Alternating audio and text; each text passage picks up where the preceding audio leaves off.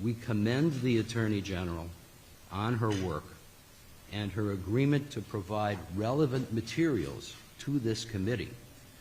The findings, the content of the report are deeply disturbing. We will review that report in detail, including the underlying evidence, and consider it together with this committee's own independent investigation.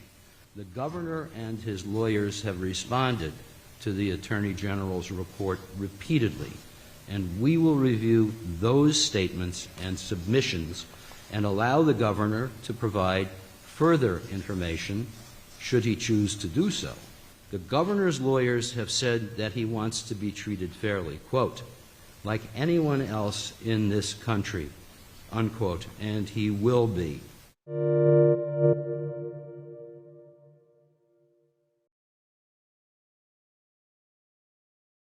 Thanks for watching Bloomberg Quick Take Now. Subscribe to our channel to see the biggest stories the moment they happen from around the world, and tune in to our 24/7 live stream for global news coverage, interviews, deep dives, shows, and documentaries on the stories you care about.